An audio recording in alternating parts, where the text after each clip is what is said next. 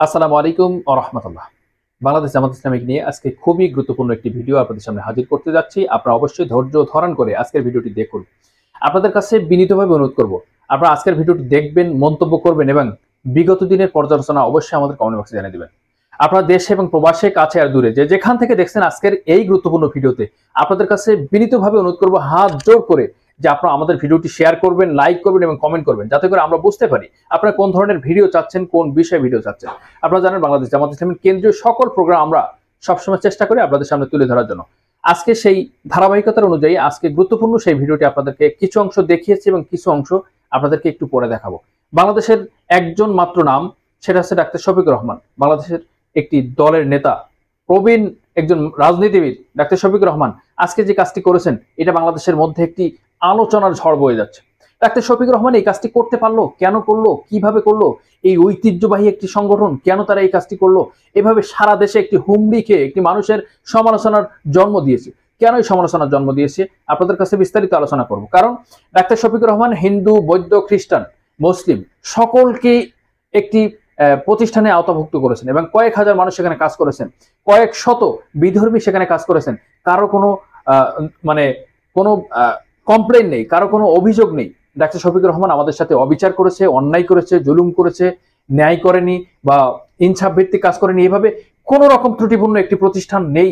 সেটা ডাক্তার শফিকুর রহমান নিজের প্রতিষ্ঠিত একটি মেডিকেল কলেজ হাসপাতাল, সেটা হচ্ছে উইমেন্স মেডিকেল কলেজ সিলেটের, যেটাকে নিয়ে আপনাদের সামনে গুরুত্বপূর্ণ ভিডিওটি করেছি। কারণ ডাক্তার শফিকুর রহমান এই কাজটি করেছে। বাংলাদেশের জামাত ইসলাম পন্থী যারা আছেন, রোকন আছে, কর্মী আছে, সমর্থক আছে, সাথী আছে, বিভিন্ন ধরনের লেভেলের মানুষ আছে যারা শিবির থেকে শুরু করে বাংলাদেশের এই বৃহত্তর সংগঠন পর্যন্ত কেউ এই বিষয়টি জানে না।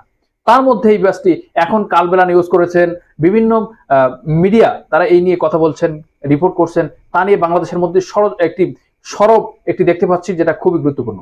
কারণ বাংলাদেশের জামাত ইসলামের একটি আমির যে এত মানুষের আকর্ষণ নেবে, তার এত চুম্বক অংশ তাকে যে পরশপাথর মনে করবে, এটা আসলে অবসরণীয়। এই জন্য আপনাদের সামনে বিস্তারিত আলোচনা করব। তার আগে আমরা একটি ভিডিও দেখে নেই। ডাক্তার শফিকুর রহমান যেটা ফোন আলাপ করেছেন এবং ফোন আলাপ ফাঁস হয়েছেন, সেটা কতটুকু গ্রহণযোগ্য, কতটুকু যুক্তিযুক্ত, কতটুকু যুক্তিপূর্ণ আপনাদেরকে বিস্তারিত দেখে আমি বিস্তারিত আলোচনা করবো ইনশাআল্লাহ।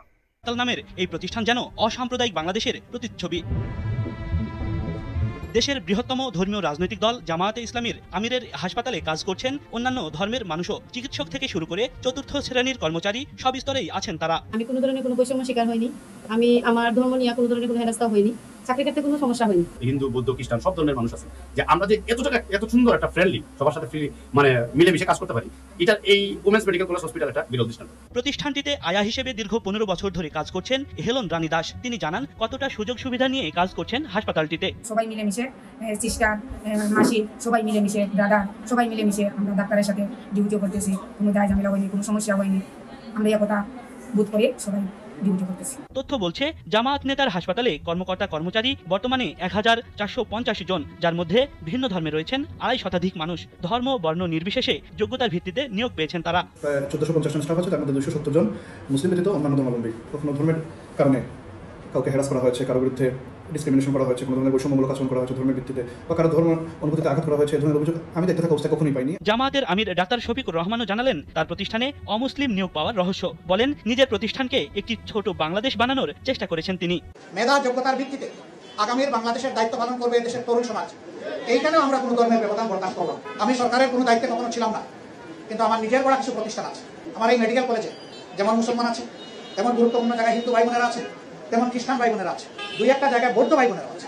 আমরা এখানে কোনো বেশন করি, আমরা দেখেছি কার যোগ্যতা আছে, আমার এই জায়গাটাকে সার্ভিস দেওয়ার, আমি তাকেই ঢুকে। এর মাধ্যমে আমি আমার মেডিকেল কলেজটাকে একটা ছোট বাংলাদেশ বানানোর চেষ্টা করছি। জামাত নেতার প্রতিষ্ঠানে এমন দৃষ্টান্ত দেশের সাম্প্রদায়িক সম্প্রীতিতে ইতিবাচক প্রভাব রাখবে বলে মনে করছেন অনেকে।